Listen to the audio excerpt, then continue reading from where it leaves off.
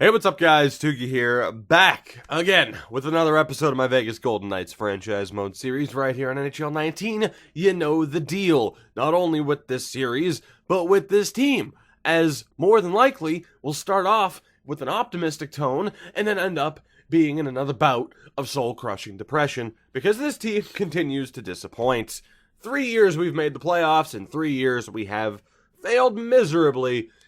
None of those moments, of course, greater than what happened in the last episode where we were swept by the Los Angeles Kings, and that has brought us to this moment today. This episode just before the draft, where we had the question that needed to be asked as to whether or not we look to maybe take a little bit of a step back. Maybe we look to get rid of some of the guys that we brought in to be difference makers. Mainly Yossi and Panarin, the two big contracts where neither man has really helped put us over over that mark to truly be cup contenders year in and year out like we thought would be the case. Of course, you look as well as acquiring, the moves as well, like acquiring a Dougie Hamilton, signing of Evgeny Dadonov, and it didn't make us any better. 3 seasons, 3 first-round playoff exits. Which brings us to today, of course, where we will go through the draft and free agency. But the question is, how many moves are we going to make, if any? And to answer that, we're going to need to turn to EA. Because I could sit here and look for all the trades. I could sit here and be like, okay, well, let's get this guy, this guy, this guy, this pick, that pick. Instead, I'm going to let, for the moment, the AI GMs come to me. Every single player is available. I'm not saying that I'm going to trade a Cody Glass or a Nick Suzuki, but if I get an offer for him, hey, maybe I'll entertain it. We'll see. We shall see, because otherwise, and really the big problem right now, is, of course, is that I can't really go through and look at the trade value of a lot of players unless I jump into the draft. So, I mean, unless I want to start the draft and then be like, okay, let me pause and look through every team, which, you know what, we might do. It's a tough spot that we find ourselves in right now. There's too many options, even though this isn't exactly the preferred option in terms of having to take this step back. And even with whatever moves are made today, I still expect us to be somewhat competent. Who knows what free agency will bring? Who knows what this draft will bring? We're just going to have to wait and see. But like I said, odds are confident tone. We'll probably set up a team in a competent way, and then it'll just all be shot down. So Detroit, for example, they don't want to trade that number 1 pick, which really isn't surprising. Now, I did see that Anthony Mantha was on the board. I doubt that any team's looking to trade, right? I doubt that any team is looking to trade. What I am going to do, though, and screw it here, we'll take a look. Now, when it comes to trading for players that the AI aren't interested in giving away, I still try to avoid that as much as I can, just because of the ridiculous amount of value that teams add to those players because of that. So the thought of getting a Kirby Dach, like if we want to try to pull that off, we're talking Yossi, a first, and more, which is ridiculous. So we are still going to rely on taking a look at the other team's trade blocks. And I mean, for Anaheim, Silverberg, Fost, no.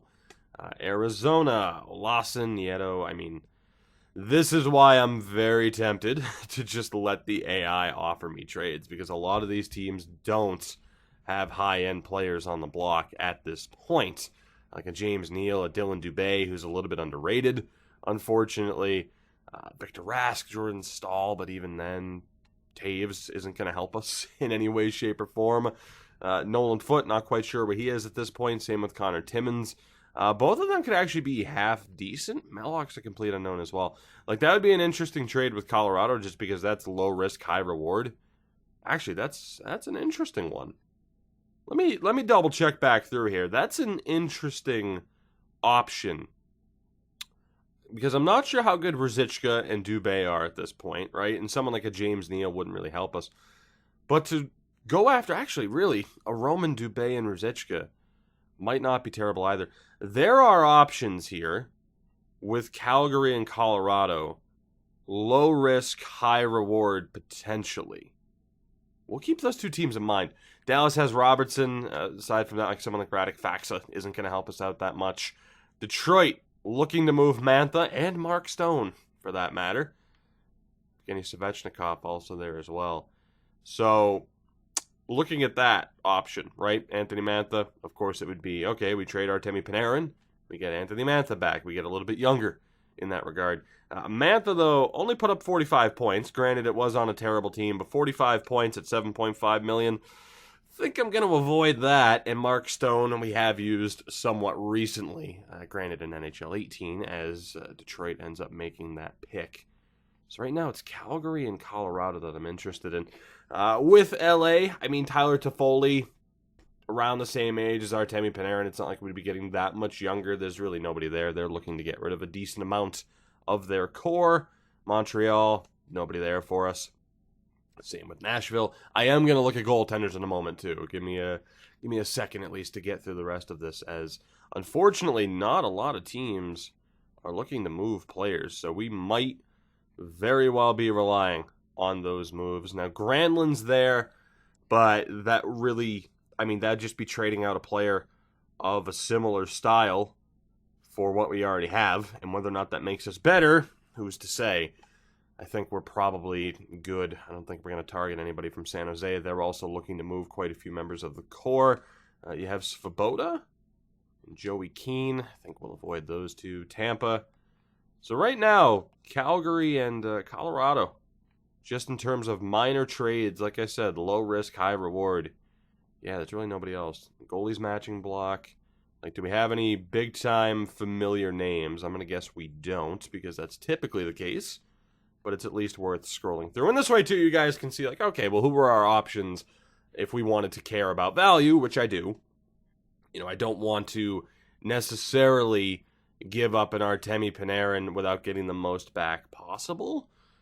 That's not to say that I'm not going to always hold it to, oh, well, it has to be for someone that the team's actively looking to trade. But like I said, if we move, hello, Montembeault.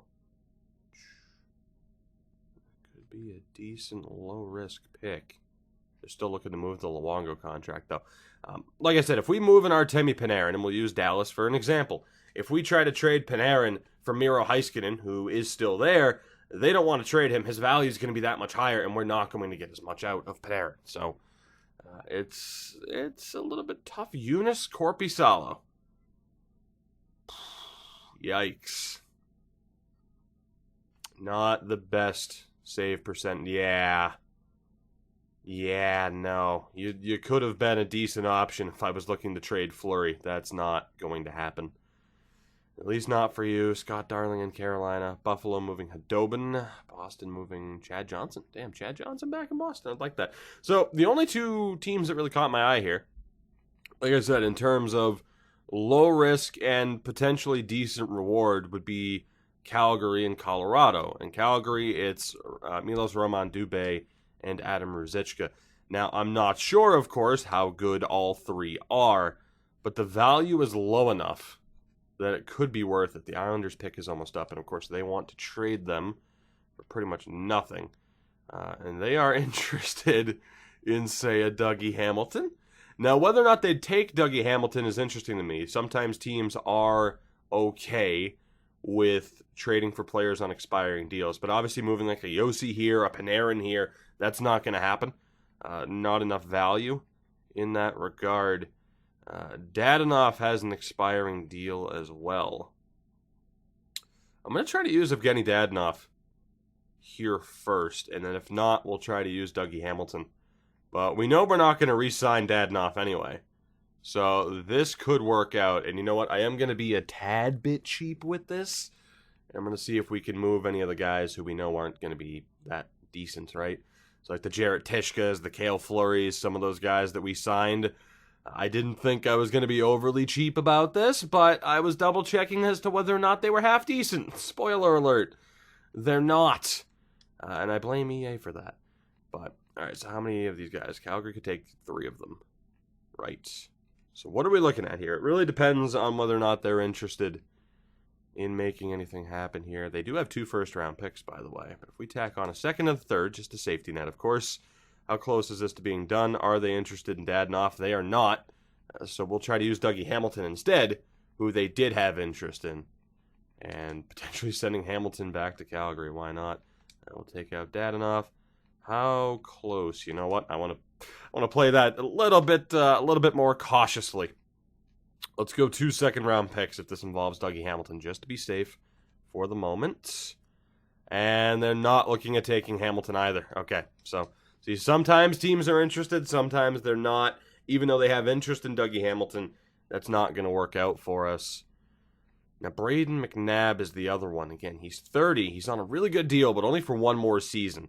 And then after this season, he's going to look for a decent pay raise. So he might be the guy to flip to the Flames here. I really like that contract, but like I said, once he hits free agency, heading into the next offseason, he's going to be looking for $4+ million on the open market, and there's no way we're going to keep him. So we might as well look to get rid of him now. Let's go second and a third. Will that work? How close are we? Value-wise, it's off. I figured. I'm just double-checking. Worth double-checking. You never know. Let's use a third and a sixth just to be safe. Sweeten it just a touch. Okay, so we might be able to get a third-round pick out of this. I say might because I'm going to try to use a seventh-round pick next year. So the big thing here is sending Braden McNabb, who I actually like, but again, he's only useful for one more season. We're going to move him and a couple of other of our weaker contracts to Calgary for 3 prospects they want to get rid of. I mean, when you look at this trade, not great for Calgary's sake, but we also don't know how good Roman Dubé and Ruzicka are. So we'll try it. Will this go through? No, it won't. Value's just a bit low. Let me go ahead and actually tack on a 7th of our own. We'll see how close that is. What do you think? There we go. So it's an interesting one in that we don't know exactly what we're getting back from Calgary. We do get rid of Braden McNabb, who, again, only has the value that he currently has because he is on a really good contract. The big thing there for anyone who's like, it's kind of cheap, is me getting rid of some of those guys on those weaker end contracts. And I agree, it is kind of cheap. I probably shouldn't have signed them in the first place. I know, I'm sorry, okay? I can at least own up to that. But it's not a massive deal where, say, it's like, okay, well, Tyler Sagan's an RFA, although he never would be, but you get the point. You know, we're not doing like the, 1 year RFA trick to get people. Anyway, Foote, Timmins, and Mellock I have interest in too. I don't know how good Kostitsyn is, and I'm a little bit afraid. Former third-round pick. But I'm going to try to get Foote, Timmins, and Mellock here as well, just to bring in some extra names. Now, whether or not, again, they have any interest in an Evgeny Dadonov or a Dougie Hamilton, it's worth a shot. They are listed as contenders, so I can at least see why they'd be looking to move the picks. But what if I go with a second and a third next year just to safety net this? How close are we? Okay, so they don't want Dadonov either, which is fine. We'll double check this. See, I didn't think we were going to do this. I thought I was going to rely on the block, yet here we are. So, no set plan indeed. Colin Miller. I don't think I want to move Colin Miller. He's still on a really good contract. And for, I mean, granted, the same amount of time. But, well, in fairness, yeah, he is in a similar situation. Granted, despite being the same overall or even an overall point weaker, he's a bit more offensively oriented. He's not as one-dimensional as Braden McNabb. I don't know who we'd have here value-wise to pull this off. Aside from Fleury, do they have an extreme need for a goaltender? They still have Varlamov and Grubauer is potentially great. Now, let's see, contract-wise, Grubauer is on an expiring deal. Varlamov is very much not, and goddamn it is his contract terrible. They don't really have a need for an extra goalie, so I'm not going to do that. Who do we have here that I could give up to make this happen? Because draft pick-wise, it wasn't looking that good. This might be where a Yossi or Panarin come in handy. Since we're not going to be able to move Hamilton or Dadonov, I might be able to move Hamilton. I'm hoping somebody offers me a deal. Riley Smith is an option to move. Don't necessarily know if we have to do that. Alex Tuck, Cody Eakin, I think, is on an expiring contract. Now might be the time for a Yossi or Panarin to go. Who do the Avs need more? That's the question. I'll at least try to help cater this trade to their current needs. And, yeah, an extra top 6 guy probably isn't worth it for them.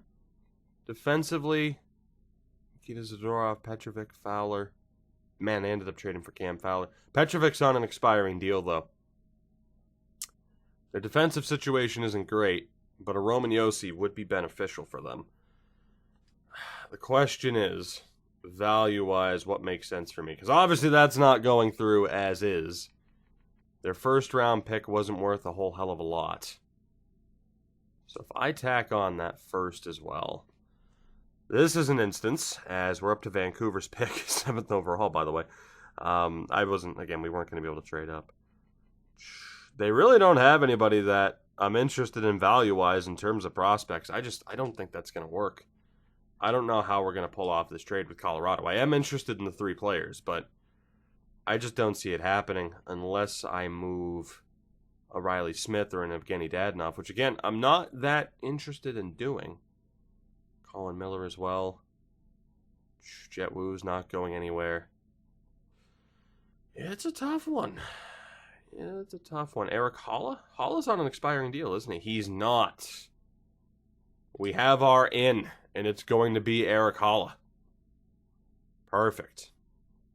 Who else can I use here, then, in terms of tack-ons? Now, here's the thing. If I drafted the player, I'm not going to ditch them. But again, like the Salos, the Elvenes, they're horribly overrated or horribly underrated by EA, and I feel gypped patrol. Yeah, I'm okay with tacking them on to a potential move here because, again, I feel a little bit gypped in all of those cases. Let's just double check this back. What do you guys think? Rejected. I mean, I know it doesn't match the block, but still. How about now? Damn it. Let's take out Salo. See if we can add a draft pick to the deal. How would you like a nice, shiny 4th round pick as Chicago's up now with the 8th selection? How would I have to change this to make this work? What about a nice, shiny Calgary 3rd? How close are we now? Yeah, we're not going to be. Okay, so I might not be able to pull off this deal with Colorado, which is to be expected, I'd say. Damn.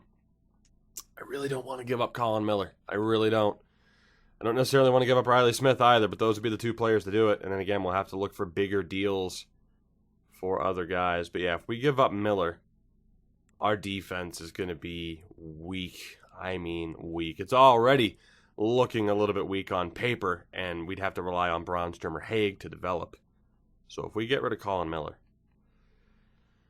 I mean, he's 28. Colin, I love you, but it's you or Riley Smith at this point, and when you hit the open market, how much are you going to look for? I really want to pull off this trade. I just don't see it happening. Forward-wise, whoa, menu lag. Would you stop? All right, so again, Holla didn't work, and then Riley Smith has too much value. It would probably take Colin Miller. Colin, I'm not committing to this, but I have to know. Can we get this deal done? That is the question. If it takes Colin Miller to bring in some prospects, then damn it, I'll do it. Let's just tack that on for the hell of it. How far off are we? Okay, so yeah, hey, you know what? They're smart. They're not letting me dump these prospects onto their team. They're smart. I can respect that. And if I'm stuck with those guys, then so be it. I knew the risk. How close is that to being a done deal? It's not. What about just a second? So Foote, Timmins, Mellock, and a second for Colin Miller. Still rejected. Okay, you know what? That's fine. Admittedly, that's fine. And I'm thinking they might have a little bit more value than expected. Yeah, what about straight up? Okay, well, I got the players from Calgary. I'm guessing these guys have a little bit more value than it appears, which would make sense. So for now, we're good. We'll leave it with the one deal with Calgary. They ended up taking Tuzolino with the pick as well. Number 1 pick was Vorobiev as Chicago takes Hewitt. So let's go ahead and sim to our first pick. We don't get a single trade offer. We have the 25th selection here of the first round. Let's see who's on the board. Yikes. Okay. Well, obviously Ryan and Kavanaugh. That's not going to happen. I mean, Ryan, though, put up freaking 74 points. Potential-wise, it's scary. Kavanaugh also put up good points. We just don't know what his damn potential is going to be. Beach as well, Pietrangelo comparison, Trevica. It's just too big of a risk. Like Ryan, Kavanaugh, like that would just be way too risky. I'd love to, though. Omar McDermott, the 18-year-old. Another Pietrangelo comparison, not that I believe in it. Is there someone who's more of a sure thing here? Because, damn, otherwise this is not looking too good for me. Our scouts really didn't help me out, did they? As it stands, I'm going to have to take a risk unless, here we go. So we have Zachariah Rizzi, 18-year-old. Hello, A- shooting. Okay, so we're going a little bit off the board with this pick potentially. Or we might be able to trade down. B's and C's there for Zuccarello and Johansson, B's and C's. Yeah, we're going to look to trade down. I think for obvious reasons. Who has the first pick of the second round? It's Detroit. Now, again, they don't really have anybody that I was overly interested in, at least off of their trade block. But this could still work. We don't need to involve players here. It doesn't need to be a bigger deal than it already is. Feel free to give me, say, a 4th and a 6th. That's probably a bit of a stretch, but will that go through? Yes, it will. All right, I might have been able to get a little bit more back. But we'll trade down a couple of spots, get some extra late-round picks from Detroit, just to trade down and put ourselves into a better range of not having to reach. Which means Rizzi, Nemish, Johansson, Marks as well, Henrik Zetterberg comparison, Connor Wall, 8 goals, 27 assists, B's and C's as well. Holy shit, this is just the perfect range of top 6 forward potential. My God. Rudolph Abstreiter. Sure. B's and C's. Neat.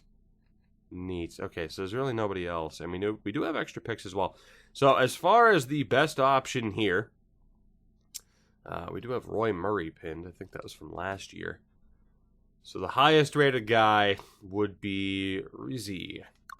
I'm probably butchering that name because he's Swiss. That A- in shooting. Johansson, B's and C's across the board, though. Nemish, B's and C's. Abstreiter, B's and C's, and Wall. Okay, so yeah, it's not even a choice. We are taking the Swissman.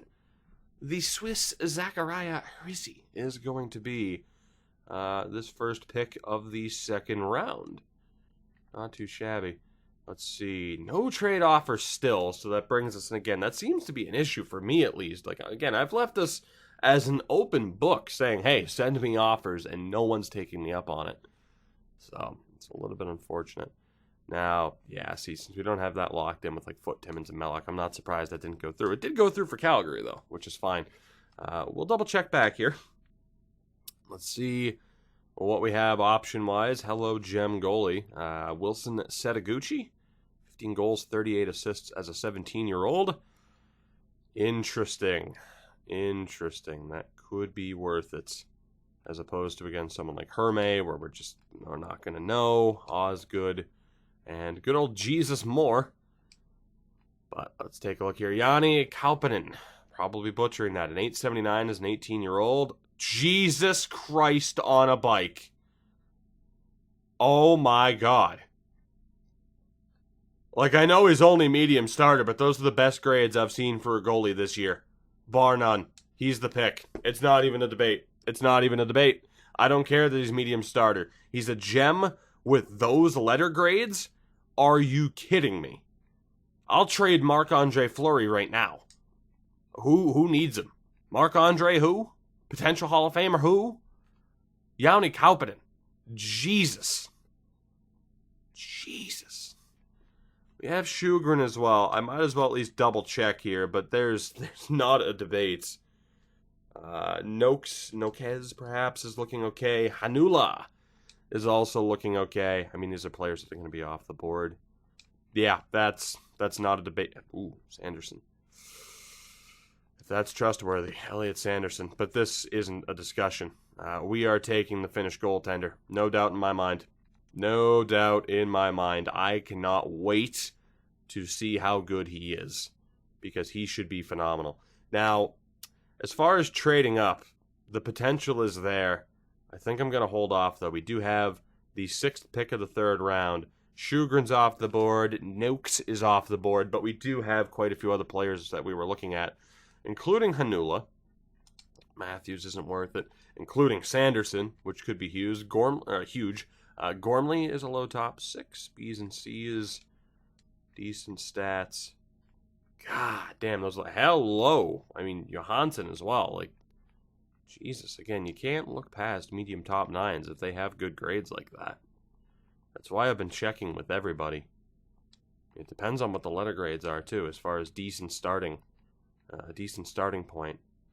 Tristan Stone, not really there. Let's see. Kolsnik.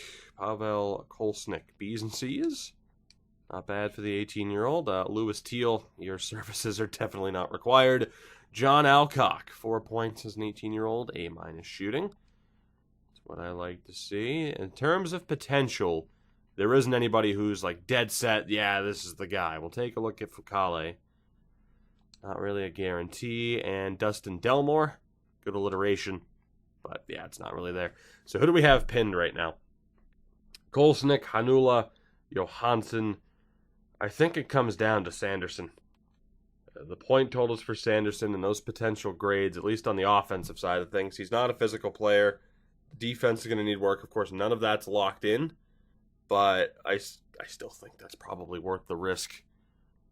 Yeah, we'll take a chance here with Sanderson. He's the 2nd highest rated player that we have pinned here, according to our scouts, behind Oscar Hanula, the defenseman.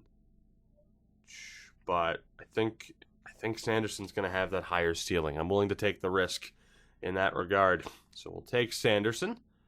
And overall, I mean, I don't know, it's a bit early, but I'm feeling pretty good about our 3 picks, especially considering our lower end draft position. Do we have anybody pinned here? So there was Foucault, who would be a complete shot in the dark. There's Daniel Daig Lewis.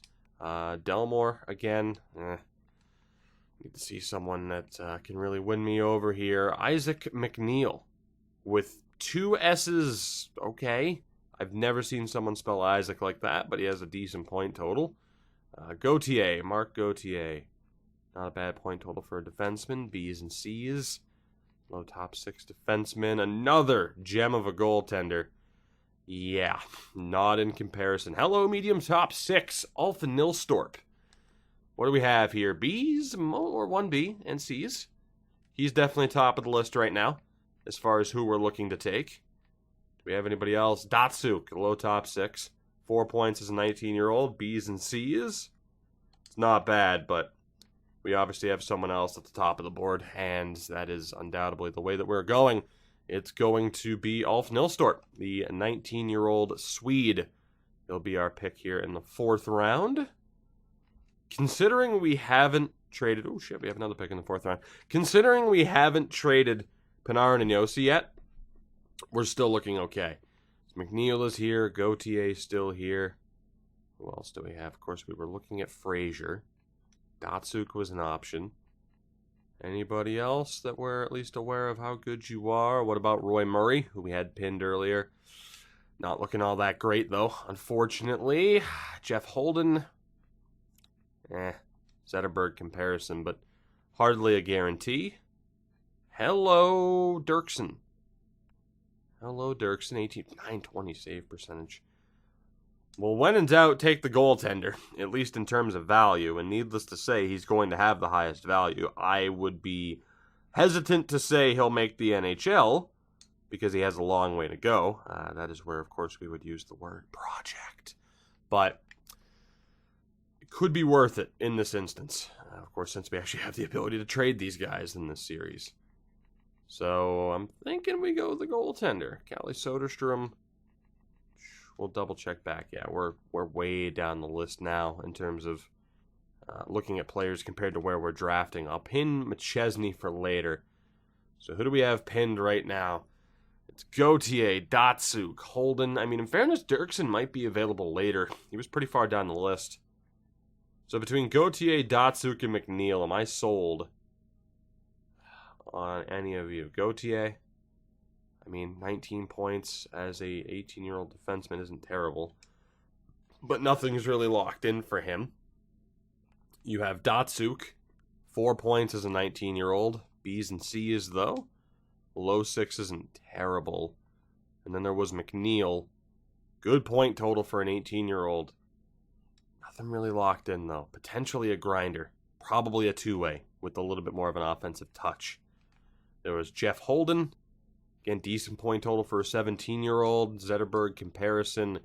And then McChesney, who is way down the list. So it comes down to whether or not I want to take Dirksen, which would be the smarter move, but again, he might be available later on. He should be available later, and I'm going to take that risk. I'm going to take Kirill Datsuk, the Russian, played in Ukraine. We'll go ahead and make that choice, and then hopefully, if we don't have any better options, yeah, we're definitely going to be able to get our hands on that goaltender as well. So I didn't think we'd take two goalies in this draft. I know Frazier's a gem, but I like Dirksen a little bit more. We're also going to take Josh Dirksen from the Calgary Hitmen. So two goaltenders drafted, especially when you look at us potentially moving on from Marc-Andre Fleury. It's very clear that a lot of the trades we were contemplating aren't going to go down at the draft, but afterwards, when you look at the moves that we could still potentially make with a Panarin, with a Yossi, with a Marc-Andre Fleury, it's good that we're picking up the prospects that we are. Especially, too, again, when no teams, like none of the first three teams wanted to trade their picks, it kind of limited what we could do if we wanted to, again, maximize the value of these players. Oberg, that D in defense, I guess that's what the D stands for, but it's not looking too good. Duclair, 18 years old, 30 points. Vanek comparison. It's not the worst thing to see at this point in the draft. What else do we have? Dupont, Mario Dupont. Probably a defensive D-man rather than an enforcer, but still not looking that great. Is there anybody else? Bobkov. No points as an 18-year-old. C's and D's. What about Ramirez? 10 points as an 18-year-old in the O. B's and D's, 1 C. The draft is looking like it's slipping in terms of quality. Soderstrom we don't need. Now might be the time to trade down. We have Nevins, not really feeling it. McChesney was there, who might be worth the risk. Sheldon Blackburn, Jesus, tremendous save percentage. Starting grades aren't that great, though. We'll look to avoid him, seeing as we already took two goaltenders. Blake Arikas, 2 points as an 18-year-old. No. What about Braden Haskins? 6 points. Yeah, not there either. Low elite, though. Dominic Verbata. Only played 3 games as a 17-year-old. He is a grinder. C's and D's. Could be worth it, though. Okay, so in terms of trading down, probably not. But, damn. Hello. Okay, definitely not. Ralph Kolzig. 19 years old. C's and D's. But I'll trust the gem. Okay, so we went way down the board. Who do we have pinned at this point? So the highest rated is Murray and Duclair. Everyone else will be available later. Now, Duclair was probably worth the risk. You could argue Murray is as well, but I'm scared of what those grades could be when we see them in full. So let's take a look here. I got 44 seconds. So we're at 123. Okay, so Murray's close. It's Murray or Duclair. And while we need defensemen, I trust Duclair more, and he might actually still be worth drafting. So we're going to take Pascal Duclair, and then the next round, it's going to be interesting to see who is still there. So let's take Pascal Duclair here in the 5th round. Let me actually double-check our draft pick situation, because this could be interesting as far as what players we get here at the end of the draft. Oh, okay, yeah, we're fine. Jesus. 3 more picks in the 5th and 3 more picks in the 6th round. Pretty sure we traded down last year too, so that has proven to be quite beneficial, as we'll be able to get pretty much everybody that we want here outside of that extra defenseman. So let's go ahead and take Toby McChesney. We will end up getting a defenseman here, the 19-year-old out of U.S. Central. And we'll look for the other 2 guys next. So we get McChesney, who is, I think, the first defenseman that I've taken in this draft. But you can't really blame me. Aside from, of course, the defenseman that I could have selected with the Duclair pick, I really haven't seen a ton of solid defensemen, at least compared to everybody else. We will take Verbata next. We'll take Verbata. We'll give him a chance. And then the German Kolzig will be next after that. We're going a tad bit off the board with these picks. Slightly. Not too bad, though. Again, right now we're approaching the 150s. Kolzig's at a 190. But better to take a risk in the 5th round as opposed to, the 1st or 2nd. We're not exactly going Don Sweeney with this draft, now are we? No disrespect to Zach Senyshyn, of course. Let's take a look here. So there was Bobkov, who wasn't that good. Soderstrom wasn't that good. Nevins. At this point now, we might want to trade down. There was Haskins. Dustin McKenzie we looked at. Nothing really solid there. Now might be the time to trade down. See, we got Torsten Lindberg. Couple of B's in there, potentially. That could work. And then Connor Quincy. 3 points as a 17-year-old, C's and D's. Confirmed low elites, so that's obviously worth a look. Brandon Comrie, 6 points, C's and D's, also worth a look, though. Serge Lemieux, not really there. Okay, we're at the point in the draft, and then Eugene Manning. We're at the point in the draft, we're just looking at potential is worth it, so. We've already looked at Soderstrom. Len Agostini, no points in 26 games. Yeah, it's not really that great. Nevins, we already looked at. Bjorn Walser. Probably Walser, potentially. Not looking that good. And then Zane Panayi. Also, unfortunately, not looking that good. So Quincy, Comrie. We have Corey Platt. 22 points as a defenseman. Could be worth it. Rickes, we already looked at. We haven't taken a look at Isaac Fox yet. At least you spell your name correctly. It's not there, though. Oli Sikola. Potential power forward. Not feeling it. Corey McNeil. We already looked at. No, we didn't, actually. We looked at a different McNeil. Potential B shooting, but everything else is quite low. Haskins, McKenzie, Manning, Walls. Bergfist at least has a low 6. C's and D is 19-year-old. He could be worth it. So I'm thinking we won't be trading down at this point. Let's take a look at Mohamed Paris, perhaps. 19-year-old. Might develop, but it's unlikely. Ulf Sonnenberg, the 20-year-old. Man, that D in defense is really going to hurt him down the line. But in terms of stocking up the depth that we have, these aren't the worst guys to be looking at taking. So all of our pinned players are in the 200s or later. Right now, we are at pick 150. So we can look to trade down into the 7th round and potentially pick up selections in the next year's draft, or in next year's draft, in the next draft. So we'll look to make another deal with Detroit, just because you're first on the list.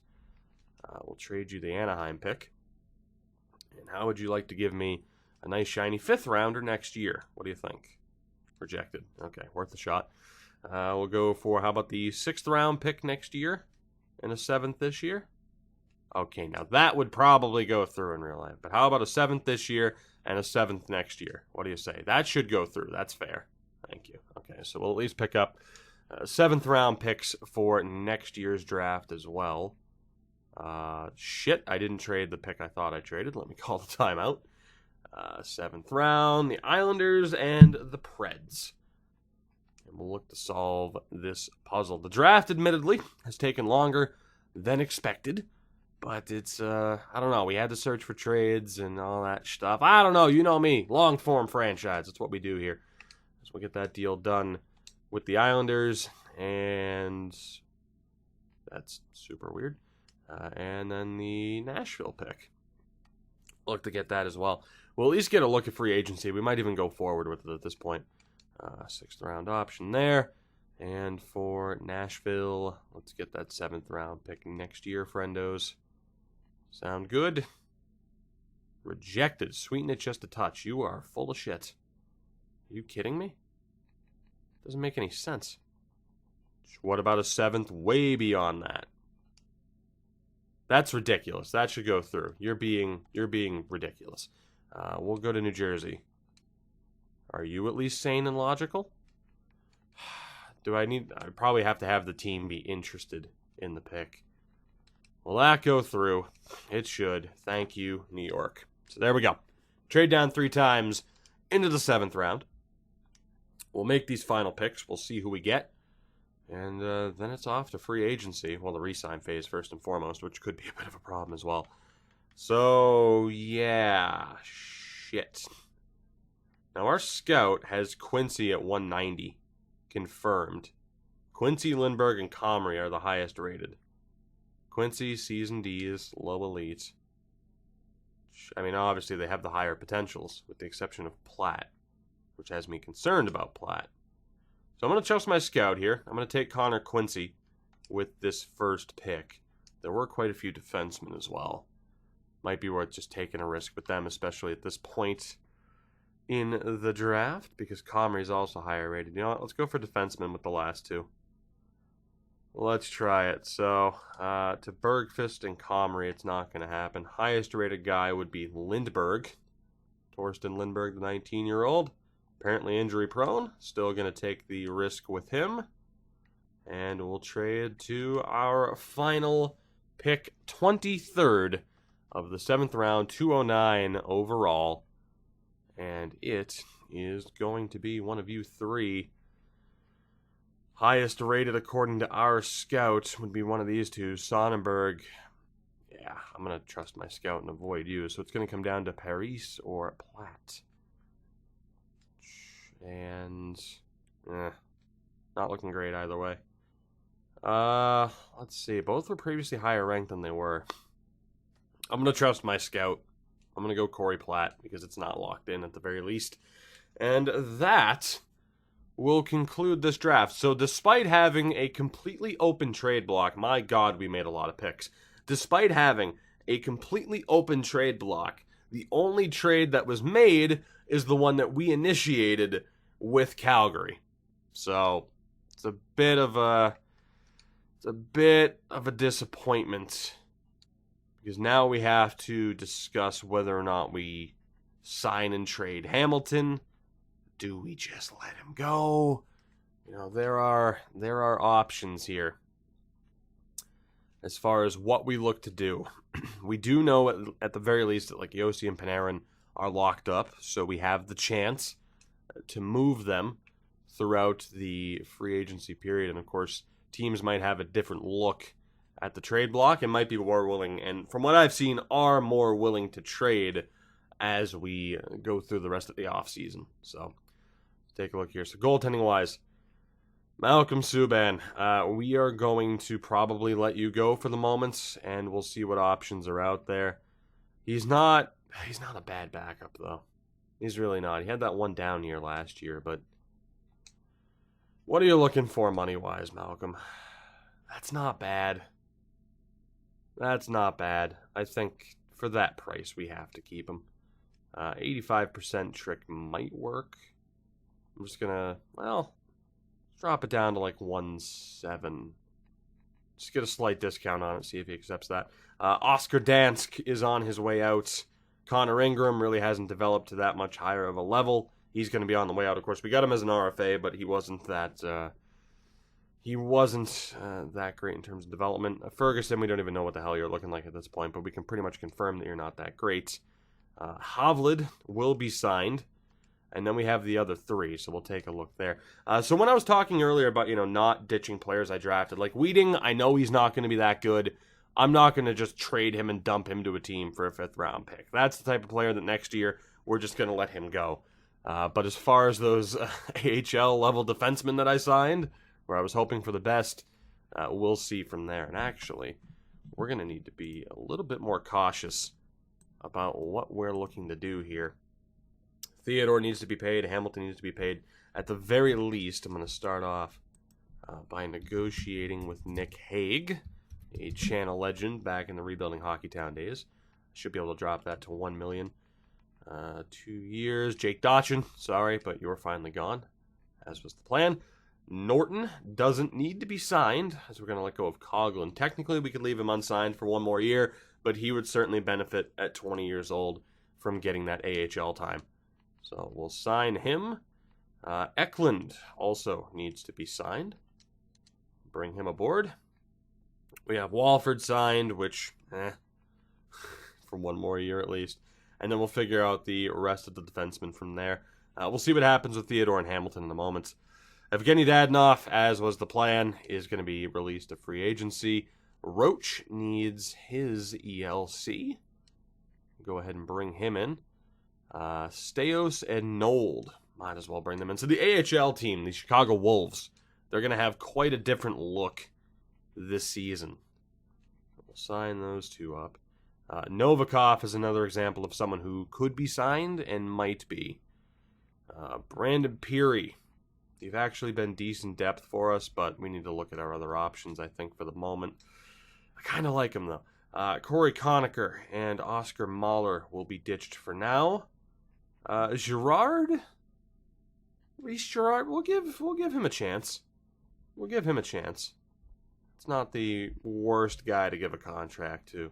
And center-wise, Eakin and Carpenter. You know my love for Carpenter. Dylan Dubé, we'll look to bring back. We'll still give him an opportunity to make it. We'll see if we gave up anything too crazy for him. Riley at a low top 9. He's going to go. We drafted him in the 4th round of 2019. It's just not going to work out for him at a low 9.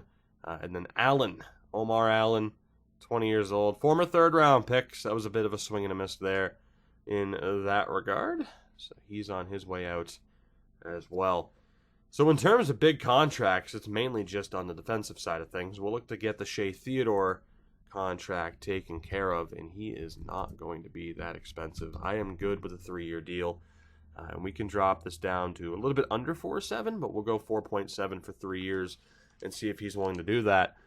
And then Dougie Hamilton is the interesting one as far as what we look to do there.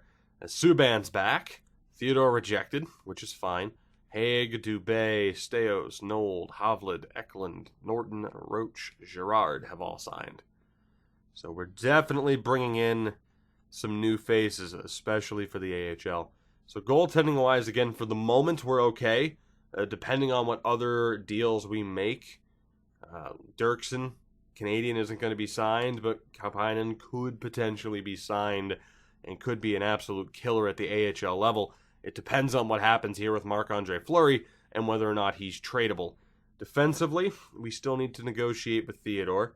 And we'll drop that down to... I can drop it down to 5. 5 by 3 is fair. We could get a slightly better discount, but it's not that big of a deal. And then again, we'll double check all of these players later on as far as depth option that could be signed. Carrier has been a pretty strong 4th liner for us. The last 2 seasons, he's done what has been asked of him when it comes to playing in that role. But I can't guarantee who's going to be on this team and who isn't. So, for the moment, Carrier, Peary, and Cody Eakin are probably... Eakin's been really good, though, too. For a bottom 6 guy. What is Brandon Peary looking for? That's my question. 2-year deal. I can probably get a better depth option than Brandon Peary. Like, he's been pretty solid, but yeah, we're gonna let him go. And then Carrier, I just don't know what the roster's gonna look like, and we're taking a pretty big morale hit here too. What's Cody Eakin looking for? Because money-wise, I'm not against bringing him back for 1 year. That's not terrible. Cody Eakin at 1.5 is fair if he's willing to do that. Carrier, if 1.2, and then what's Carpenter looking for? 1.5. Carrier is not wanting to re-sign though. I'm not against bringing back Eakin and Carpenter. The big thing here is whether or not we bring back Carrier. The problem is that I don't know what this roster is going to look like next season, right? We have only scratched the surface in terms of potential changes. Mono expiring. So if we look at the main roster here, that is our top 8. Nope, forwards, please. Thank you. So that's our top 8 right now. 10, 11, 12. Technically, Carrier is not going to be needed. And the other 2 might end up being depth options. Carrier is going to go. Especially because of Roach's development. So, that's an unfortunate one. It's going to piss off quite a few people. Or at least a couple of people. But it is what it is. And then Dougie Hamilton. I mean, I'm not going to let him go for nothing. We'll look to negotiate the contract. Whether or not people find that cheap that I'm going to re-sign him and just deal him. You know, maybe, but I at least gave up assets for him in the first place. It's not like he was a free agent signing that we're looking to flip, unlike, say, you know, what's happened here with Panarin and Yossi. I'm a little bit more hesitant to deal those 2 so quickly, but then again, I didn't sign them thinking, oh, I'm going to sign them and then trade them. I signed them thinking that they were going to be a part of a cup-winning roster. As Hamilton rejected, Carpenter's back, Eakin and Theodore have signed. I expected Hamilton to reject. With the 85%, we can drop it down to about 5-1-2-5. Excuse me. But, yeah. We'll still try to negotiate. Let's drop this down to 5-5 if we can. The better contract we get Hamilton on, the better for us in terms of potentially dealing him. We still have a couple of days of negotiations. As we're getting back these scouts, which is solid. Hamilton's still rejected, which is fine. Again, we have time to work out a deal. Worst case scenario, we lose him to free agency. We didn't at least give up that much to get him in the first place. We gave up Paul Stastny, who retired. So, let's just go 6 mil even. 6x4, which is still a good deal for Hamilton. And we'll see what's up from there. Is he back? Marion Stumple has signed. Still rejected. Yeah, he's thinking we're not going to be contenders at this point. Can you really blame him for thinking that? He still wants to re-sign, though. But he wants to get paid. Let's go 6. You know what? 1 year at 6.3. Just to see if we can get you back. If we take away the term, but pay him more, the contract is still worth it. There we go. Okay, so we get Hamilton back for the year, which means he's probably going to be dealt. We're good to look at free agency. Again, this has taken a little bit longer, episode-wise, than I thought it was going to, and I'm sorry for that. But at least we get a look at free agency, and unfortunately, there's not any big names. Which could be good for us in the trade front. If there aren't as many big-name players, impact players on the free agent list, that makes Panarin, Yossi, and Dougie Hamilton more desirable. So we might be able to pull off something here. In terms of who we'd look to trade for, or who we'd look to sign, I should say. I mean, goaltending-wise, I don't really think we trust anybody here. Grubauer ended up as a free agent.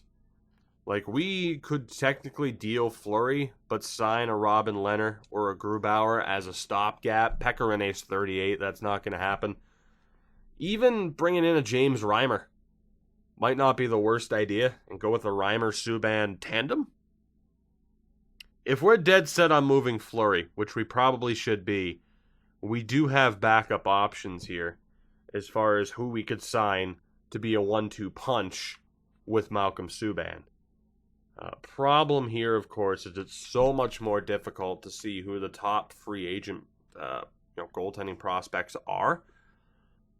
Case in point here, as the only option you really have is to look at their minor league stats, which you can still see. So you got to put in the work. So it's like a Keegan Wagner, only 9 games in Germany. So it's like you could take a look here and be like, oh, well, Gregory Corrado, 906 save percentage in the U.S. He might be worth a look, but it's a much bigger risk. You can also kind of judge a person's talent by how much money they're looking for. So that would be another way to judge it. But if we're going to look to move Fleury, which we'll probably do in the next episode, at the very least, we do know that there are some options there that are worth signing and could fill the role.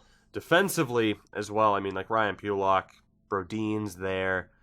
It's not looking that good. I mean, we could bolster up this defense to make sure it's not terrible by signing veterans like Bouwmeester. And maybe even, well, probably not a Cronwall. But if we're looking to take a step back, it's not the worst time to do it. Because there is a bit of a weakness in the open market right now. So, again, as we take a look at our roster, heading into the next episode, and again, I didn't expect this draft episode to be almost an hour, but, you know, due diligence and all. And we had a lot of draft picks, too. That's also a factor. But when we take a look at this roster, right, we'll set up the trade block, but we'll also take a look around the league, and we'll see if anyone is interested in Marc-Andre Fleury. We'll look to move on from him. We might have to retain salary there. Defensively, let me know as far as Josi and Hamilton are concerned, and whether or not we also consider moving someone like a Colin Miller. At 28, I don't necessarily think he has to go, but he could. I mean, if we're going to move someone like Hamilton, then Colin Miller should probably go too, but of course Hamilton has more value than Miller. But Josi, Hamilton, and Miller are certainly on the chopping block at this point in time. And then, like I said, we have options on the free agent market right now to fill out this roster and to at least make us somewhat competent. And odds are I might tack on like Walford and Salo to a potential trade just to get rid of them and free up space for whoever else, just to maybe make the Chicago Wolves a bit more competitive. And then forward-wise, Artemi Panarin, probably still going to look to deal him, I'd say. We have question marks around the like of Carlson, Marchessault, and Smith, who I'd personally rather keep. But, you know, it's up for debate. I want to know. I mean, we did talk about blowing it up, but now that we were limited in what we were able to accomplish at the draft due to teams not really looking to deal for players or picks of decent, return for us, it's put us into that spot where, we've gone through the draft, we did fairly well, and now we're looking at this open market where there really aren't that many top-notch players. And you look at the draft for next year, I mean, we have a couple of extra picks in the 7th.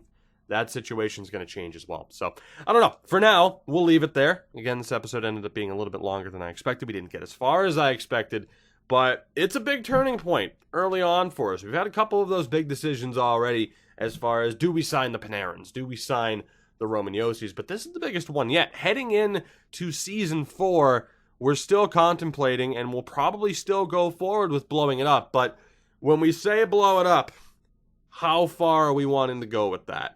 Does it end with Josi, Fleury, Dougie Hamilton, and Artemi Panarin, or do we go beyond that? That is the question. Now that you guys have seen all of our options, let me know down in the comments below. Heading into the next episode, we will get this roster set up and good to go for our 4th season. It's a youth movement. Granted, I'm not going to lie and be like Meldick, we're probably going to suck next year. And that's okay. But at the very least, I have a plan to get us out of it. And I'm not going to limit myself to trading Mike Hoffman to a Western team only to have him be flipped back. I'm sorry, Ottawa. I'm sorry. Guys, thank you for watching. I do appreciate it. Make sure to check out everything in the description, by the way, because added to that, and I meant to make a video about this, I'm associated with Out of the Park Developments on Franchise Hockey Manager 5. If you're not aware of what that is, check out the description, because there's an offer code that gets you a sweet little discount. The beta begins tomorrow. Thank you guys for watching again. I appreciate it. Support the video, support the channel. I love you all, and I will see you in the next one.